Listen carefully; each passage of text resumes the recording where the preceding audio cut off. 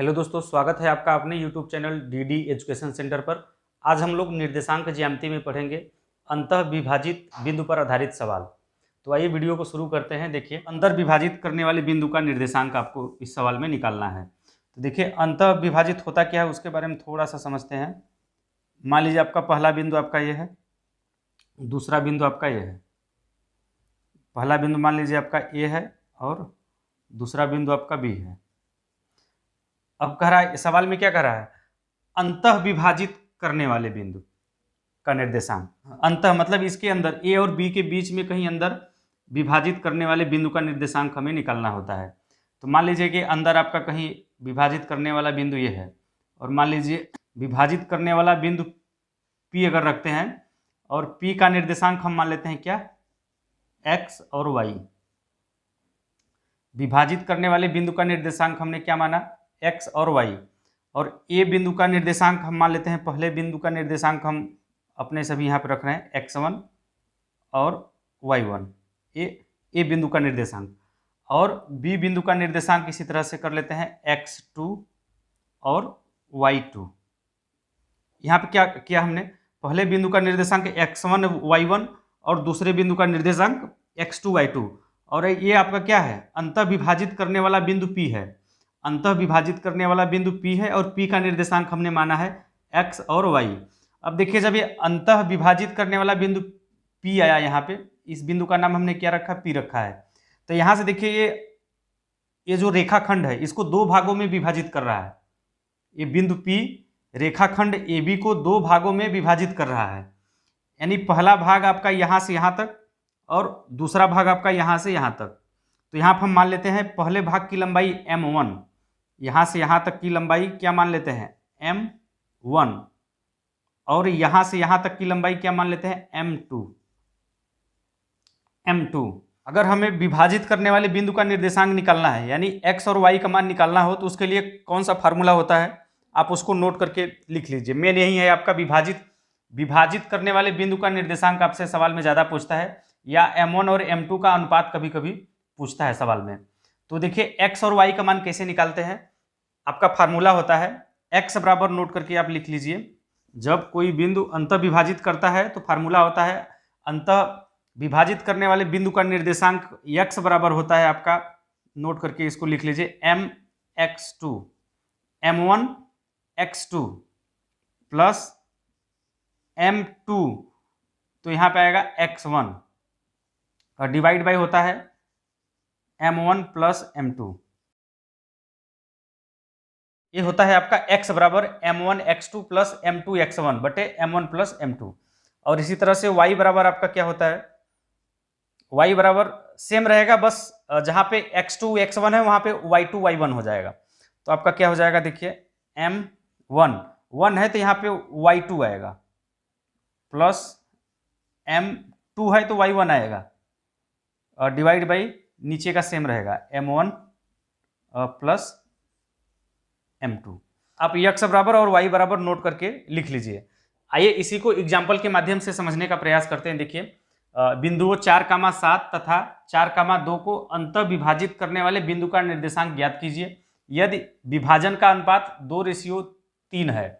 तो देखिए, सवाल में क्या कह रहा है, दो बिंदु कौन कौन सा, पहला बिंदु 4,7 और दूसरा बिंदु 4,2 है। यानी यहाँ पे जो दिया है, पहला बिंदु कितना है सवाल में, 4,7, तो हो जाएगा आपका ये बिंदु दिया है 4,7 पहला बिंदु, और दूसरा बिंदु 4,2, यानी दूसरा बिंदु आपका ये है, दूसरा बिंदु सवाल में दे रखा है 4,2 को अंतः विभाजित करने वाले बिंदु का निर्देशांक ज्ञात कीजिए। यानी इन दोनों बिंदुओं के बीच में अंतः विभाजित करने वाला बिंदु क्या, P होता है, और P बिंदु का निर्देशांक क्या होगा वही आपसे पूछ रहा है। और सवाल में आपको m1 और m2 का अनुपात दिया है, विभाजन का अनुपात, यानी ये जो है m1 और m2 विभाजन का अनुपात क्या है, 2:3 का है।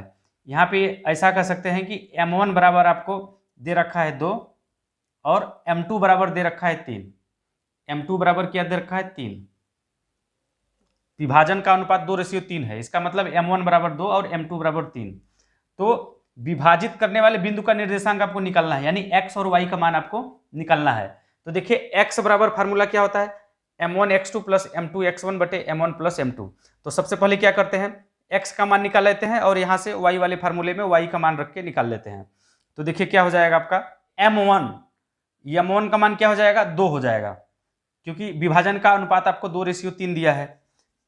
तो आपका क्या हो जाएगा m1 बराबर 2, x2 ये x1 का मान 4 और x2 का मान 4, दोनों 4 4 है, तो x2 की जगह पे क्या हो जाएगा 4 प्लस m2 का मान 3 हो जाएगा 3 गुना x1 का मान आपका 4 और डिवाइड बाई क्या हो जाएगा m1 प्लस m2 यानी 2 प्लस 3, m1 का मान 2 है तो 2 प्लस m2 का मान 3।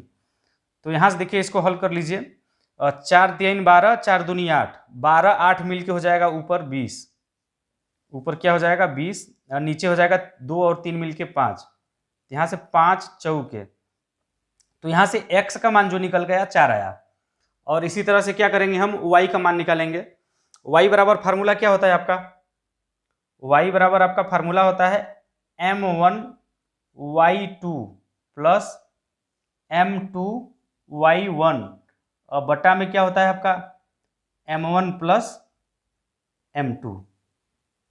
तो देखिए इसमें मान रख के हल कर दीजिए, m1 का मान 2 हो जाएगा 2 गुना y2 का मान हो जाएगा सवाल में 2 प्लस m2 का मान 3 गुना y1 का मान कितना हो जाएगा y1 7 हो जाएगा और divide by m1 plus m2, दोनों को जोड़ देंगे, m1 का मान 2 और m2 का मान 3 हो जाएगा 2 प्लस 3।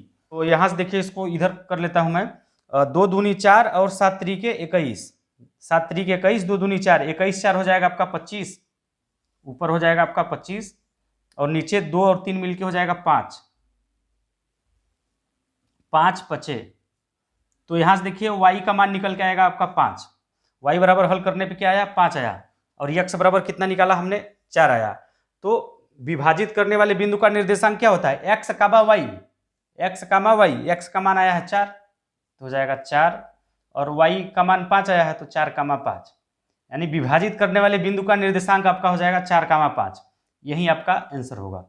तो चलिए आज के लिए बस इतना ही। आप लोग कमेंट करके ज़रूर बताइएगा कि हमारा यह वीडियो आप लोगों को कैसा लगा। अच्छा लगा हो तो लाइक ज़रूर कीजिएगा, अपने दोस्तों में शेयर भी कर दीजिएगा और जो लोग पहली बार हमारे इस वीडियो को देख रहे हैं अभी तक हमारे चैनल को सब्सक्राइब नहीं किया तो चैनल को सब्सक्राइब करके बेल आइकन को दबा दीजिए इसी तरह की वीडियो का अपडेट सबसे पहले पाने के लिए। धन्यवाद।